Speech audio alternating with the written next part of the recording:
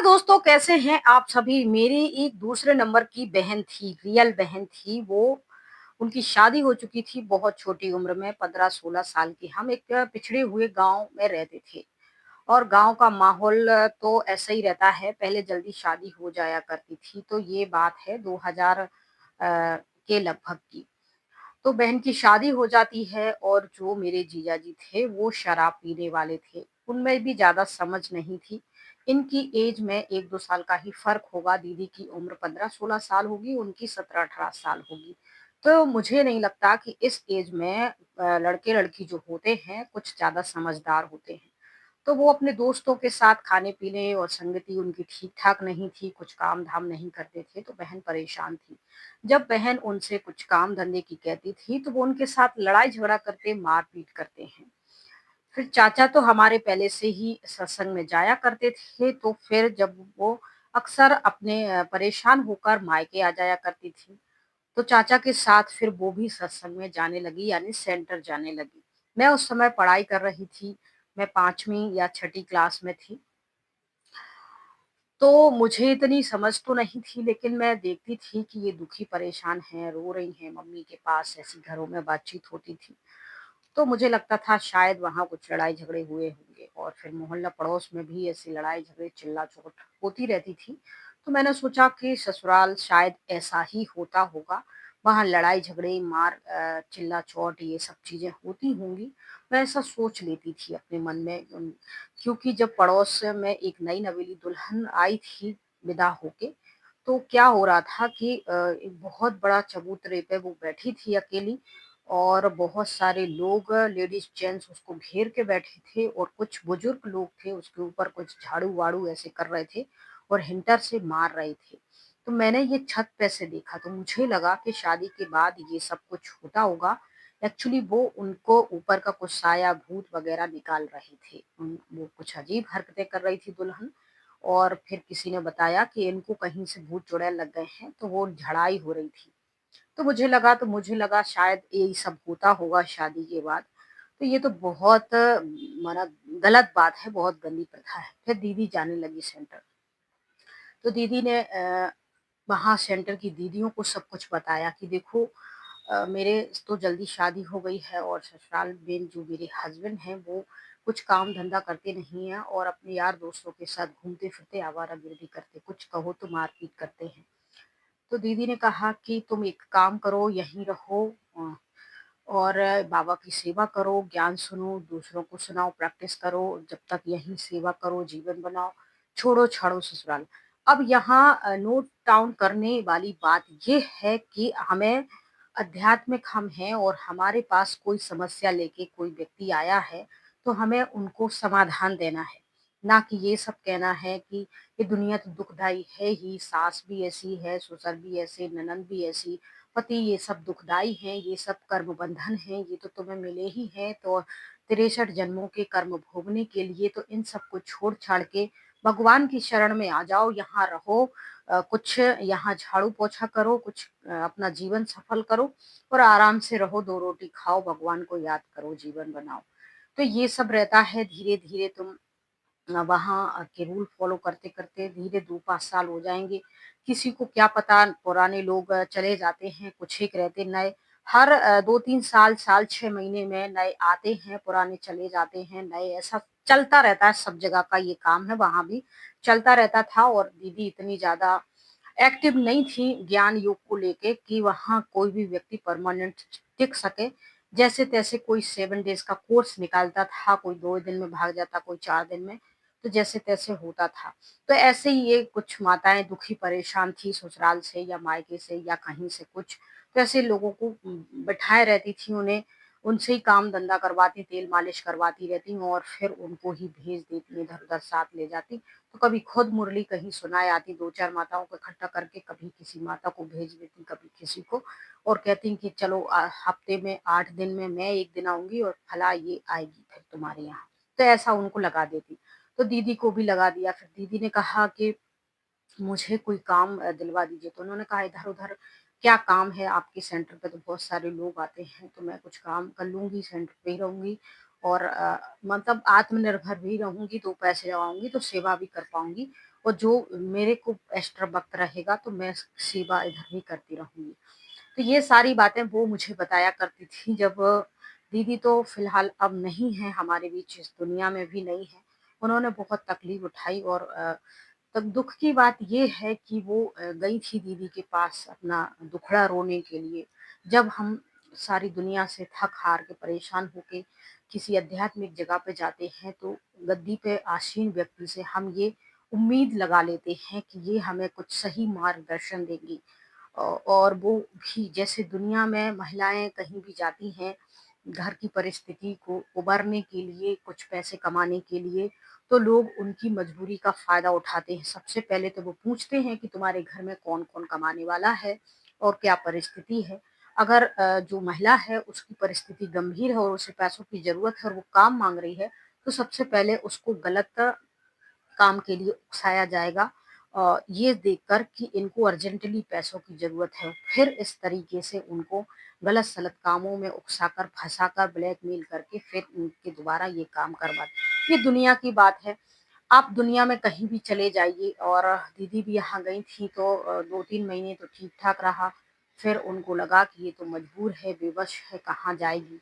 तो उन्होंने अपने हिसाब से इनको काम दे दिया कि ये सब कुछ करो। तो लगी रहती थी दीदी, गाने बजा देती थी, तो मैं पढ़ाई करती थी। मुझे गीत-संगीत माना गाना गाना और ये संगीत सुनना बड़ा अच्छा तो भगवान के वो गाने होते थे उदित नारायण के प्रभु उपहार की ऐसी कैसेटें होती थी हमारे यहाँ बड़े-बड़े बक्से और कैसेट लगाने वाला था तो वो सुबह 3 बजे से उठ जाती, गाने बजा देती। आँगन खुला था और वो अपना नहाना-धोना और मेडिटेशन करना, मुरली पढ़ना ये सब करने के बाद 6 बजे सेंटर चली जाती थी और 8, 9, 9-10 बजे मुरली के बाद फिर वहाँ 1 आध घंटा सेवा करके फिर वो आती थी।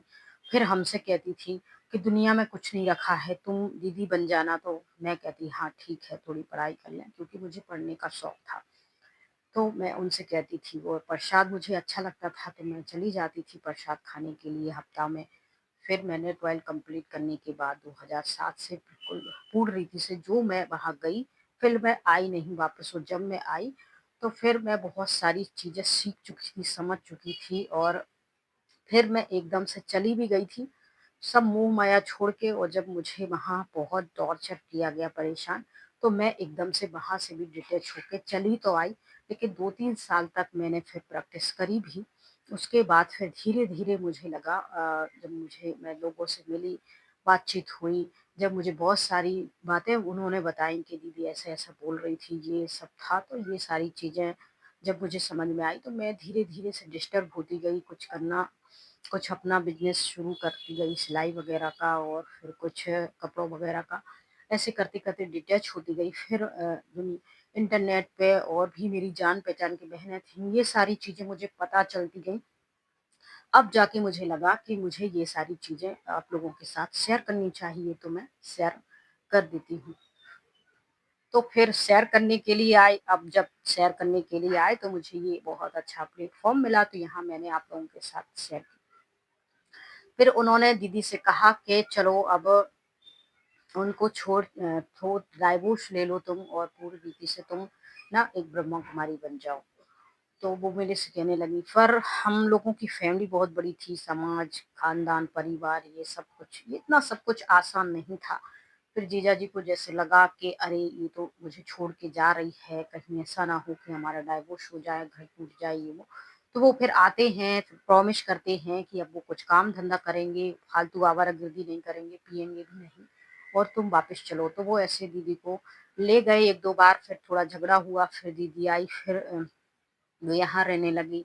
फिर 2-3 महीने सेंटर में चलने के बाद फिर माउंट आबू गई शिविर में, फिर बाबा मिलन में, ये सब होने के बाद 2-3 साल उनको हो गए थे। वो बार-बार जीजा जी आए, प्यारी-प्यारी, मीठी-मीठी बातें करी और उनको ले जाने की कोशिश करी। पर दीदी ने कहा कि अभी तुम्हें भगवान भी मिल गया है, तुम्हारी इतनी धारणाएँ भी हो गई हैं, काहे को नरक में जा रही हो, काहे को मुँह काला करने जा रही हो, काहे को बेकारों में जा रही हो, तुम ये है ईश्वर को मिल के उनके बाद विकारों में जाओगी, बहुत धर्मराज की सजाएँ खानी पड़ेंगी। ये वो तमाम बातें दीदी को जो था उनने कह दिया तो उनका भी मन हो गया था कि अब तो मुझे भगवान मिल गया है, यहीं सहारा मिल गया था, अब मुझे नहीं आना है। तुम मुझे फिर ले जाओगे, फिर लड़ाई झगड़ा करोगे, फिर मार-पीट करोगे, अब मुझे नहीं आना, मैं तो यहीं।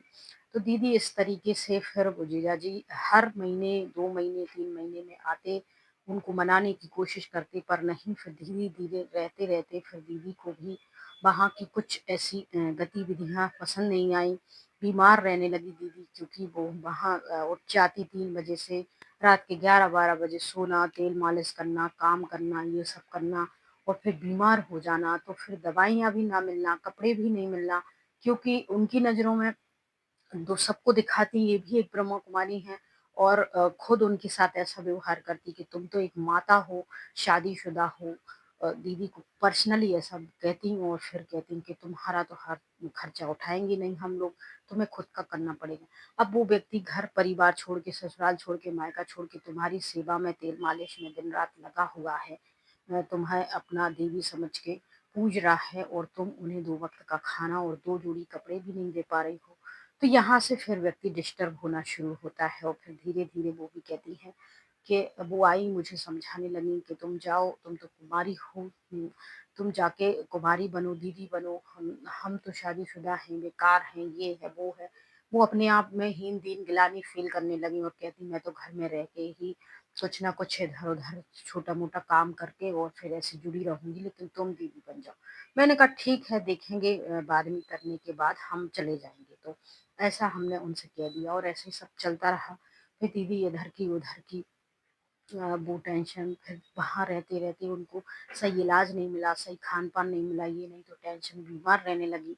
हार्ट जो था उनका थोड़ा कमज़ोर हो गया और फिर धीरे-धीरे घर परिवार के लोगों ने, उनके बड़े-बूढ़ों ने, हमारे घर के सब लोगों ने मिल-जुल के समझा-बुझा के उनको ससुराल भेजा। जब तक उनकी जो तबीयत थी काफ़ी नाज़ुक हो चुकी थी, बीमार, फिर वहाँ जाके काम हुआ, 1-2 बच्चे हुए, फिर वहाँ आराम से सब कुछ रहने लगे। लेकिन दीदी का शरीर पहले ही बहुत कमज़ोर हो चुका था। धीरे-धीरे लास्ट स्टेज पे पता चला कि उनके दिल में छेद है और फिर उनकी डेथ हो जाती है।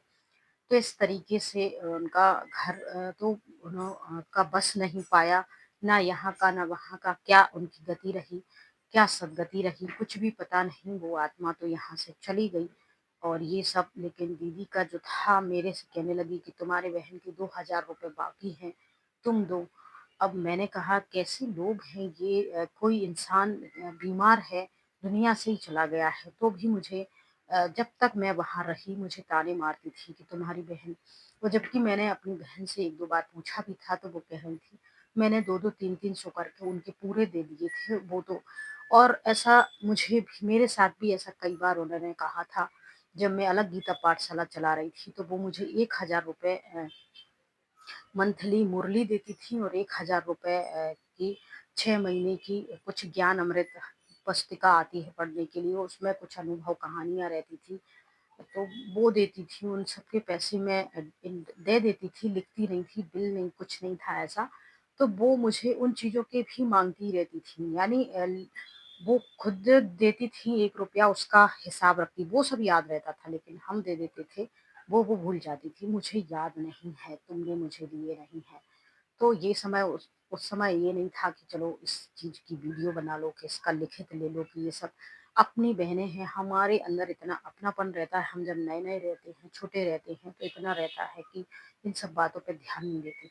अब जाके समझ आता है कि किसी से ₹1 का भी लेन-देन करो, कोई भी बातचीत करो, अगर तुम्हें उस व्यक्ति पे कुछ भी संदेह हो रहा है, इन फ्यूचर अगर वो व्यक्ति 1-2 बार आपको झूठ बोल चुका है, ठग चुका है, तो आप फिर वो सारी चीज़ें लिखित में सबूत के तौर पे आप कलेक्ट करके रखो, ताकि कभी भी आपकी सुरक्षा के लिए वो काम आ सकते हैं।